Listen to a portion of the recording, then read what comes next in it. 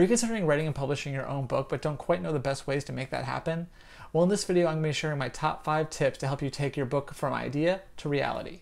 Hey everyone, this is Kyle from Money at 30 and the author of Write, Print, Publish, Promote. In that ebook, what I do is take you through the entire process of writing and publishing a book from development all the way through finished product and beyond. But what I want to do here is boil that down to just 5 tips, one for each of the main sections of the book, to get you thinking about your project and hopefully answer some of the questions you might have about self-publishing. So with that, let's jump into tip number 1.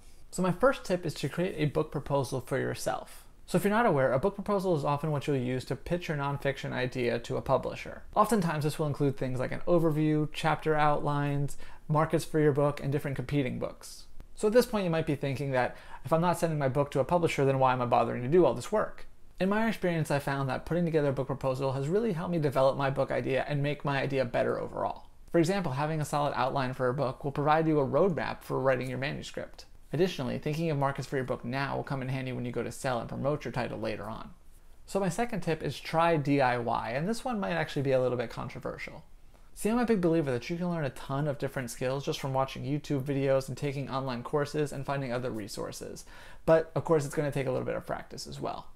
I say this because if you look at a bunch of different forums online, you'll probably see a bunch of people saying that you really need to be hiring professionals for things like your book's interior design, typesetting, and things like that.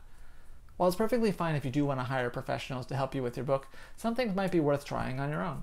For example, I laid out my first book, The Eat Sick Life, all by myself using a program called InDesign. This powerful Adobe program does have a bit of a learning curve, but by watching some online tutorials, I was really able to lay out a book and produce a product I was proud of. So for example, if laying out your book was something you wanted to try, InDesign actually offers a 7-day free trial, so you can download the program, watch some videos, and see if you think you can make it work. Overall, the more you're able to do on your book for yourself, the less you'll have to pay someone else and the more profit potential you'll have for your project. So my third tip is specifically if you're planning on doing a print run of your book, and that is to invest in ISBNs. ISBN stands for International Standard Book Number, and they're required for any book that you're going to be publishing. Now, some services like CreateSpace will actually offer you a free ISBN. However, just be aware that this is going to list CreateSpace as the publisher instead of whatever you want to put. This means if you want to look a little bit more professional and have your publishing imprint as the name on Amazon and other sites, you're going to have to purchase a set of ISBNs. So here's the thing about ISBNs. Right now you could buy one of them for $125, or you could buy a pack of 10 for $295. So if you have any intention of writing another book down the road, or perhaps even doing a second edition of your first book, it definitely pays to invest in that 10-pack of ISBNs. Now before you get any ideas, ISBNs are non-transferable, so you can't buy a pack of them and then sell them off individually to friends or anything like that. But still, if you're getting 10 for less than the price of 2, it's still a pretty good deal. So moving on from print to digital, my fourth tip is make it an ebook. And this could mean either doing an ebook and a print version of your title, or just making an ebook exclusive. While I still love the feeling of having a physical book in my hands to read, more and more people are moving over to e-readers and digital tablets for reading their content. However, this shift actually comes with a number of positives for both authors and readers. For one, eliminating printing, shipping, and other costs that are associated with physical books, you get a lot higher margin when you do an ebook. For example, on Amazon, in most cases, you can get 70% of the profits for every book you sell, whereas your margins on a physical book are going to be a lot lower than that. Additionally, while you might feel silly printing off a 70-page physical book, when it comes to ebooks, any length goes.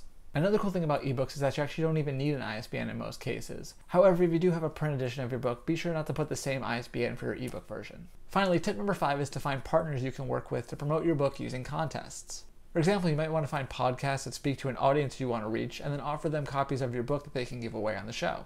Similarly, you can reach out to different sites and people on social media and see if they'd also be interested in giving their readers free copies. One cool trick is that if you're using iBooks, you can actually generate free promo codes, so it's not even costing you anything to give away these copies.